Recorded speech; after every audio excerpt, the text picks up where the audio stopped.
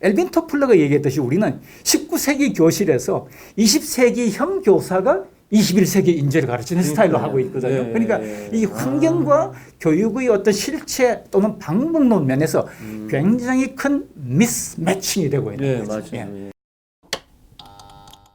채용 트렌드 2020 저자 윤영도입니다. 이번이 마지막 시간인데요. 10년 후에 유망 직업에 대한 이야기를 하겠습니다. 하영목 박사님을 모셨습니다. 안녕하세요. 반갑습니다. 저는 인사 제1세대 이제 직장 생활할 때는 코카콜라 인사 담당 상무가 마지막 직장 생활이었고 또는 대학의 커리어 관련 학과 겸임 교수, 특임 교수로서 한 15년 정도, 거의 한 3년 정도 이 분야에서 일을 해온 전문가입니다. 오늘 만나뵙게 돼서 너무 영광입니다. 10년 후에 어떤 직업들이 유망 직종인지 이런 것들을 좀 알면 자기 커리어 패스를 정하는 데 도움이 될 것 같아요. 그렇죠. 혹시 어떤 게 있을까요? 우리가 유망 직종이라 그러면 사람들이 네네. 좀 이렇게 고정관념을 가지고 있어요. 예를 들면은 취업이 잘 되는 직종 그게 유망한가? 또는 하이페이 봉급이 많은 직종 그게 유망한가? 아니면 내가 롱런 할 수 있는 직장이 유망 직종인가? 그건 역시도 지금 알 수가 없어요. 이제 그래서 이렇게 단편적으로 이렇게 보기보다는 최소한 3차원적인 사고로 우리가 한번 생각해 봐야 되겠다. 네네. 네. 이제 그래서 우리가 3차원적으로 과연 무엇이 어디가 유망한 방향일까를 생각해 봤을 때 첫 번째로 오는 게 직업이라는 가장 큰 카테고리가 하나가 있고요. 두 번째로는 직무, 구체적으로 어떤 일을 말하는가 하나. 그래서 이제 가장 중요한 게 직업이라는 아주 대분류, 대카테고리거든요. 여기서 중요한 것은 미래 사회가 어떻게 변할 것인가 이걸 생각하면 답이 나와요. 그건 뭐냐면은 AI가 등장함으로 해서 인간과 AI의 역할 분배가 어떻게 될 것이냐 이거란 말이에요. 그래서 직업적인 차원에서 본다면 가장 유망한 건 어떤 거냐? AI와 경쟁할 필요가 없는 거예요. 제가 추천하고 싶은 그러니까 AI와 경합되지 않는 직업 세 가지를 대라면 저는 인체공학 디자이너라고 얘기를 하고 싶어요. 한번 예를 들어 볼게요. 스마트폰 가지고 계십니까? 기존의 인체공학적인 디자인을 하지 않았던 건 아니에요. 그렇지만 기존의 인체공학적인 디자인 같은 것은 기본적으로 인간의 행동 반경을 어떻게 하면 가장 경제적이고 효율적으로 만들 것인가 안전하게 말 여기에 초점을 뒀단 말이에요. 근데 요즘 스마트폰을 많이 들여보는 세대가 목이 어떻게 되고 있나요? 거북목이 되고 있죠. 그렇죠? 이런 것들이 단지 디스플레이뿐인 건 아니에요. 우선 예를 들어 볼게요. 앞으로 AI의 영역이 점점 확대되면 될수록 인간의 활동 범주는 좁아진다고 얘기를 해요. 그 얘기는 뭐냐 하면은 사람은 점점 더 활동할 필요가 없어지고 그만큼 더 나약해지고 무력해진다는 얘기거든요. 앞으로는 작은 디지털 기기 하나에서부터 시작해서 우리 일상생활에 우리 인간과 밀접한 이야기를 하는 모든 기기의 설계 또는 환경의 설계, 인터페이스 방식의 설계에서까지 그런 인체공학적인 디자인이 들어가야 된다는 거예요. 두 번째, 생태환경 설계자. 자, 지금까지 우리가 생태환경이라고 하면 어떻게 하면 공해를 줄이냐 이것만 고민했어요. 그런데 지금은 공해를 줄이는 걸 고민할 단계는 아니라고 생각해요. 예를 들면 사실상 공해를 줄이고 컨트롤하는 데 있어서 마지막 남은 2, 3%가 컨트롤되기 위해서는 97%, 98% 투자보다 더 많은 투자가 들어가죠 이러거든요. 그 얘기는 뭐냐 하면은 기능적인, 기술적인 엔지니어링 관점의 설계만 가지고 이 문제를 절대 잡을 수 없다는 거예요. 왜냐하면 2% 잡으려고 98%를 다시 투자할 수는 없잖아요. 그래서 이게 해결됐으면 궁극적인 방법은 어떻게 하면 숲을 조성하고 그 자연 환경을 어떻게 균형을 맞춰주고 그러니까 도시와 농촌 간의 비례를 어떻게 맞춰주고 그러면 도시에 있는 사람들이 있는 그 모든 혜택을 시골에서 농사짓고 또 숲을 가꾸고 그리고 뭔가 초록색 환경을 만들어가는 사람들의 효과란 말이에요. 그러면 그 양쪽의 희생과 그리고 분배를 어떻게 균형을 맞춰서 이런 것도 전부 다 환경공학적인 설계가 필요해요. 세 번째, 디지털 데이터 분석가. 흔히 얘기하는 빅데이터 분석가는 사람들이 잘 이해를 하고 있을 거예요. 그런데 빅데이터 분석에서 우리가 알고 있는 빅데이터 분석은 반쪽짜리 빅데이터 분석이에요. 훨씬 더 큰 빅데이터 분석은 예를 들면 CCTV, 한국에 수도 없이 많이 깔려 있잖아요. 그죠? 공공 CCTV도 있지만 예를 들어서 백화점 같은 데 수없이 많은 CCTV가 설치가 되어 있어요. 그 CCTV로 촬영된 그 데이터 정보는 아주 유용한 빅데이터입니다. 근데 아직까지 우리는 그것을 분석할 능력이 전혀 없어요. 만약 그것을 체계적으로 분석만 한다면요. 이건 엄청난 정도의 공공관리를 위한 데이터 또는 마케팅을 위한 데이터, 전략적인 데이터 이런 게 나올 수가 있는 거예요. 또 하나 예를 들어볼까요? 사물 인터넷 데이터도 마찬가지예요.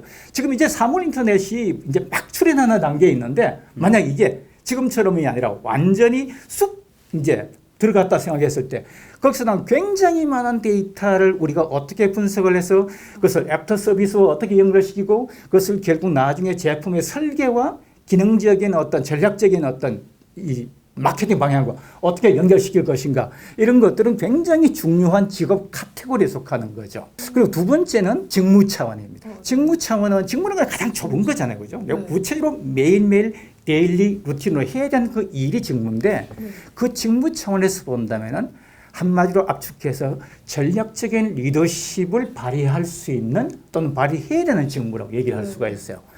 우리가 이제 이름만 붙여놓은 전략기획 그거 말고요. 예. 진짜 모든 산업별로 그 산업이 앞으로 살아남기 위해서는 어떤 방향에서 어떻게 무엇을 먼저 준비하고 대비하고 연구하고 해야 될 것인가 고민하고 연구하고 그것을 소통하고 스토리를 만들어 사람들한테 바이인을 끌어내고 설득하고 그렇게 하는 이 전략기획직은요. 지금까지도 굉장히 중요했고요. 몸값이 비쌌고 앞으로 역시 그 절대 인기가 떨어지지 않을 직종입니다. 두 번째 DNA 분석직. 여기서 특별히 우리가 주의할 것은 현재 우리가 가지고 있는 빅데이터 중에서 한 가지가 의료 데이터예요. 지금은 의료 데이터가 공개가 안 되고 있습니다. 그런데 앞으로 멀지 않아서 제가 한 5년 이내 정도 되면요. 의료 데이터를 익명 처리를 해서 공개될 수 있을 거라고 저는 예측을 하고 있어요. 만약 그렇게 되면 어떤 효과가 발생할까요? 지금까지 우리가 병의원에서 치료했던 모든 데이터가 그 사람의 DNA 정보하고 결합만 시키면요. 자, 어떤 DNA 서열과 구조를 가진 사람은 어떤 병에 취약하고 어떤 사람은 그럴 염려가 없다. 이런 것들이 완벽하게 분석되어 나올 수가 있는 거거든요. 이런 데이터를 제대로 분석을 해서 이것을 의료 정책이라든지 보건 정책 또는 개인의 건강관리, 맞춤 건강관리 연결시킬 수 있는 사람들이 바로 이런 DNA 분석직이에요. 다음은 디지털 스토리텔러. 자, 앞에서도 제가 말씀드린 디지털 정보는 전부 다 숫자 정보이다. 근데 그 숫자 정보는 이게 뭔가 스토리라는 옷을 입히지 않으면 사람들한테 기억이 안 됩니다. 그리고 그걸 가지고 사람들을 설득시키는 불가능하죠. 결국 우리가 살아가는 것은 다 다른 사람들에게 뭔가 공감을 얻어내고 설득시키고 그 사람들의 도움을 끌어내고 다 이게 우리가 살아가는 가장 본질적인 에너지 원천이잖아요. 그래서 디지털 스토리텔러는 디지털적인 그 딱딱한 그리고 기계적인 정보에서 어떻게 하면 아날로그적인 옷을 입히고 스토리를 만들어낼 수 있느냐. 또는 그런 스토리를 어떻게 하면 사람들이 이해하기 쉬운 방식으로 구조화시켜서 전달할 수 있게 만들 것인가. 이건 앞으로 간다면요. 우리가 미래 산업에서 굉장히 중요하게 여기는 산업 분야가 바로 컨텐트 산업이에요. 예. 컨텐트는 결국 무엇으로 만들어지냐? 디지털 스토리로 만들어지는 거거든요. 그러니까 스토리의 기반이 없이는 절대 컨텐트가 만들어질 수 없는 거고 그 원천이 바로 디지털 스토리라는 거. 마지막으로 말씀드릴 수 있는 저는 러닝 디자이너 또는 러닝 퍼실리테이터로 생각해요. 이건 뭐냐면은 2020년 금년도에 벌써 우리나라의 대학교 모집 전문보다 대학을 갈 수 있는 가용 자원이 3.6% 정도 부족한 시대가 되었어요. 이제 내년쯤 되면 이제 한 5만 명 정도가 더 줄어듭니다. 이제 그러면은 지금 우리가 알고 있는 이 방식, 그러니까 대학은 그냥 문만 열어놓으면 사람들이 항상 줄 서서 기다리게 돼 있고 이게 아니라는 거예요. 그러면 앞으로 한 10년 후쯤 되면요. 지금 현재 있는 대학의 적어도 절반 이상은 다 문을 닫습니다. 그리고 현재 하고 있는 대학의 교과 과정 그중에서 한 3분의 2 정도는 폐관이 될 거예요. 중고등학교도 마찬가지로 저는 생각해요. 거기에 대해서 강의 노트를 만들고 강의를 하고 교육을 해왔던 사람들은 일자리가 없어진다는 얘기예요. 그러면 그분들이 일자리를 잃지 않으려면 뭐를 해야 되느냐? 이제 다 러닝 퍼실리테이터로 바뀌어져야 돼요. 정해진 컨텐츠를 가르치는 교수나 선생님이 아니라 학생들이 어떻게 컨텐츠를 만들도록 내가 도와줄까? 그 사람들이 어떻게 하면 자기들끼리 학습하면서 스스로 뭔가 깨닫고 터득하게 도와줄까? 거기서 나는 가르치는 것이 아니라 간접적인 개입 방법으로 어떻게 하면 그 사람들의 상호작용을 극대화시켜줄까?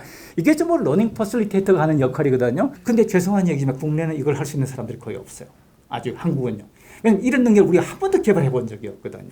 이제 그래서 이 러닝 퍼실리테이터들이 많이 개발되면 개발될수록 이 사람들이 결국 교육 컨텐츠 자체를 설계할 수 있게 돼요. 네. 엘빈 토플러가 얘기했듯이 우리는 19세기 교실에서 20세기형 교사가 21세기 인재를 가르치는 스타일로 하고 있거든요. 네. 그러니까 이 환경과 교육의 어떤 실체 또는 방법론 면에서 굉장히 큰 미스매칭이 되고 있는 네, 거죠. 맞아요. 예. 이거를 바로 잡을 사람이 결국은 누구냐? 러닝 퍼실리테이터들. 우리 취준생들이 그러면 뭘 준비하면 참 좋겠다라는 해안을 하나 주시면 좋을 것 같습니다. 예. 제가 앞에서 했던 직업 종류를 제가 한번 다시 나열해 볼게요. 인체공학 디자인, 생태 환경 설계자, 디지털 데이터 분석가, 전략 기획직, DNA 분석직, 디지털 스토리텔러, 러닝 퍼실리테이터 이렇게 얘기를 했어요. 이것들의 특성이 뭐냐 하면은 어떤 한 가지 측면을 가지고 있는 것이 아니라 굉장히 많은 다면체들을 우리가 구축해 나가면서 쌓여진 어떤 경험 그런 것들이 다 이렇게 하나로 모아졌을 때 이게 가능한 것들이거든요. 네네. 그래서 요약해서 말씀드리자면은 우리가 취업을 한다고 얘기를 했을 때 10년 후에 어떤 직업이 가장 유망할 것인가를 고민하는 것보다 훨씬 더 중요한 고민이 나한테는 무엇이 맞는가.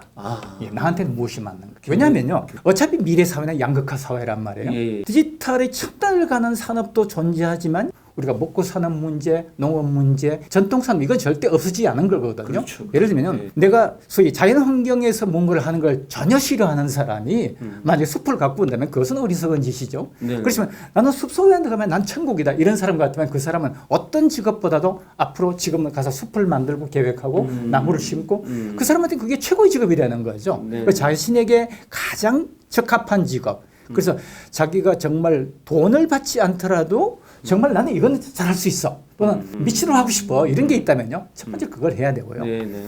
그리고 두 번째로는 일단 내가 그런 확실한 어떤 나의 선호 분야가 있다면 좋겠는데 그게 없을 때는요 일단 내가 할 수 있는 일 그게 나쁜 일만 아니다면은 저는 시작하라고 가죠. 왜냐하면은 우리 인간이 가질 수 있는 능력의 90% 정도는 경험 기반입니다. 근데 경험은 이게 참 오묘한 거였어요. 서로 다른 분야의 경험 같지만 서로 다른 분야의 경험사는 굉장히 많은 공통 분모가 존재해요. 예를 들면 그런 분야, 서로 다른 분야이긴 하지만 그런 데서 뭔가 일을 하려면 사람들과 어떤 관계를 맺어야 되는지, 어떻게 소통해야 되는지, 또는 어떻게 문서를 작성해야 되는지, 또는 말을 할 때는 어떻게 말을 해야 되는지, 사람들한테 어떤 갈등이 있을 때는 갈등을 어떻게 내가 풀어야 되는지 이런 것들은 굉장히 공통되는 거란 말이에요. 그래서 좀 분야나 직업의 종류에 관계없이 경험은 일단 그 자체로서 가치가 있는 거예요. 근데 우리가 일반적으로 취준생들이 생각하고 있는 관점에서 본다면요. 어떤 직업이 가장 보수가 높은가? 어떤 직업이 가장 롱런할 수 있는가? 그리고 어떤 직업이 가장 요즘 뜨는 직업인가? 근데 미안하게도 내가 무엇을 가장 오랫동안 잘할 수 있을까? 지치지 않고 이거는 고민하지 않는 것 같아요. 그래서 저는 그 점을 굉장히 강조를 드리고 싶어요. 세 번째 거 얘기 안 하셨어. 세 번째 거. 예. 세 번째 거는 참 이거는 뭐 이제 사람마다 좀 의견은 다를 수가 있어요. 예, 세 번째는 네. 우리가 좋아하는 일도 분명히 찾을 수가 있고 일단 내가 경험을 쌓을 필요가 있다, 가치가 있다고 생각하는 걸 쌓을 수가 있다면 참 좋겠죠. 네. 근데 이 두 가지 조건이 다 허락되지 않는 사람도 세상에 굉장히 많아요. 네. 그런 사람들한테는 일단은 내가 무언가 지금 할 수가 있다면 그것을 잘 할 수 있게끔 또는 그것을 참고 할 수 있게끔 내 자신을 컨트롤하는가. 대학을 들어갈 때까지만 하더라도 우리는 상당히 많은 장래 비전과 꿈을 그릴 수 있습니다. 그런데 그게 대학교 학년이 점점 올라가면 올라갈수록 이게 현실적으로 바뀐단 말이에요. 취업이 하면 다행이다 이렇게 바뀐단 말이에요. 자 그렇게 되었을 때 우리 심적으로는 굉장히 많은 좌절감과 그리고 굉장히 많은 무력감, 무기력감을 느낄 수가 있어요. 이제 그럴 때 비록 내가 꿈꿔왔던 어떤 일이 아니라 하더라도 어떤 일에서 내가 가치를 발견하고 그것을 내가 앞으로 내가 살아가는 데 필요한 어떤 경험 도구로 만들 수 있는 그 마음의 관리 이거는 컨트롤이거든요. 그래서 이게 가치가 있긴 있지만 우리가 사회적으로 봤을 때는 이것을 이용하려고 하는 사람들이 꽤 많이 있습니다. 그래서 우리가 열정페이라 그러는 거죠. 그렇죠. 그런 예, 방법으로. 맞아요. 예. 자, 당신이 이걸 하게 되면 당신한테 어떤 도움이 된다. 이렇게 해서 이제 그것을 이용하려는 사람들이 존재하긴 하지만 그래도 우리는 적어도 한 가지 생각을 가지고 있어요. 경험을 쌓지 않고 우리가 성장할 수 있는 또는 지혜를 얻을 수 있는 방법은 없습니다. 그러니까 자신의 직접 경험이 들어가 있지 않은 모든 지혜나 지식은 그것은 그냥 바람이고 모래입니다. 이제 마지막으로 취준생들에게 너무 이제 이게 좀 어두운 얘기고 막 이런 부분을 말씀해 주셔가지고 좀 밝은 어떻게 보면 좀 응원의 말씀을 좀 주시면 좋을 것 같습니다. 예. 우리가 가장 불안해하는 것이 우리는 어떻게 보면 대변혁기의 초입에 지금 서 있단 말이에요. 앞으로 이제 인공지능이 등장을 하고 그리고 일하는 방식의 판도, 역량의 판도 이런 걸 아주 대폭적으로 바꿔 놓을 것이다 하는 것들이 우리를 지배하는 정서란 말이야. 그러면 이게 우리가 거기에 대비하자는 차원이지. 그래서 우리는 정말 거기다 폭삭 망한다 이런 의미는 아니잖아요. 예. 이제 그래서 저는 조금 더 희망적인 관점을 가졌으면 좋겠어요.